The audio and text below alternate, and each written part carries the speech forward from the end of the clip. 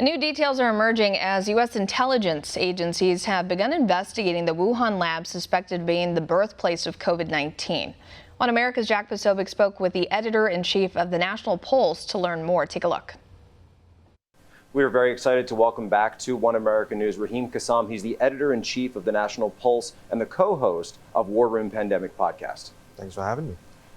So Raheem, one thing that I've heard you guys talking about on the podcast for a long time, all the way back to January, is this Wuhan lab and the stories about whether or not this virus had something to do with that lab. Now we hear the breaking news that U.S. officials are investigating this. What have you heard on that front? Look, if you go back to episode 1, which you were a part of our War and Pandemic show, back in January the 23rd, when people were still consumed by impeachment or whatever else the media was chasing back then, talked about this lab that was just a couple of 100 feet away from the wet market where supposedly we had this outbreak of a novel coronavirus commence from. The situation as it has gone on since then, in terms of the framing of this, in terms of how we can discuss it, what we're allowed to say, has come a long way, to the point where now we're hearing that actually US intelligence officials across the entire board, you had a statement from the ODNI, which is basically saying all of the intelligence agencies together are actively looking into this and investigating where this thing came from, shunning what we were told by the Chinese Communist Party, by the government of China, by the World Health Organization, saying this was definitely some guy that ate a bat and then it just transfigured into this global pandemic. Actually, what we know now is that we don't know anything over the last couple of months that has been true or false. So we have to start almost from scratch an investigation into where this thing came from. Now walk me through a little piece of this that you just mentioned that I want to go back to. The US has been funding this lab, and now China is telling us we can't see what's going on in the lab that we funded. I mean, I suppose you shouldn't be surprised at the fact that the centrally controlled, brutal Chinese Communist Party is refusing to engage with rules that they agreed to upon the founding of this lab, upon the World Health Organization membership that they were offered.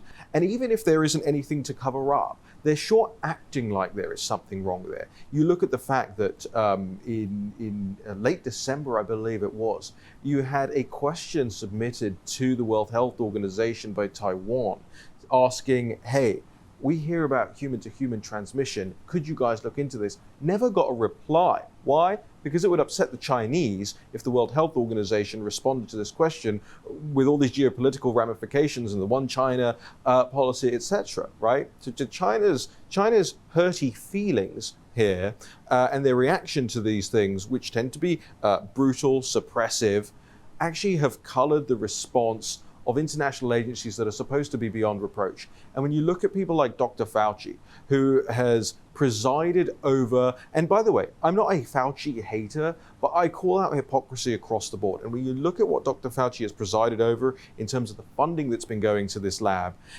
has he sent a single email that says, hey, can we get some access? Hey, can we get some inspectors? Hey, what's happened to this woman, please? We'd like to know. We want to know that she's safe and we'd like to hear from her. Nothing up till this point, from what we know, that Fauci and his group have done anything to help us assess what actually happened here. And hey, if it discredits the theory that this came from the lab, why wouldn't they just get this out there? I'm okay with that. I'm after the truth. But it appears no truth is forthcoming. Well, bottom line, it seems that because of this lack of cooperation, the Trump administration is firing up the intelligence agencies to figure out what's going on here. Well, yeah, we have to be careful about this as well, because this is the intelligence agency's job. So I don't even know that they need or should need a nudge from the White House or anything like that to do this job. Now, maybe they're getting a nudge from the White House to do their job. I don't know. But let's face it, a lot of these intelligence agencies have been actively, or rogue elements within them have been actively working against this administration for some time. So there's a little bit of disparity there. Are we going to be able to trust what they say in the first instance? We're now finding out all of this stuff about the FBI and General Flynn that, again, colors what we see as can we trust a conclusion from the intelligence agencies on this. So we'll see, right, is the answer to this thing. Raheem Kassam, where can people follow you? At War Room Pandemic, warroom.org, and at the National Pulse at nationalpulse.com. Raheem Kassam, always a pleasure. Thank you so much. Thank you. Want to see more videos like this? Click on the link below and subscribe to One America News on YouTube, and call your cable provider and kindly demand that One America News is added to your lineup. Call and subscribe today.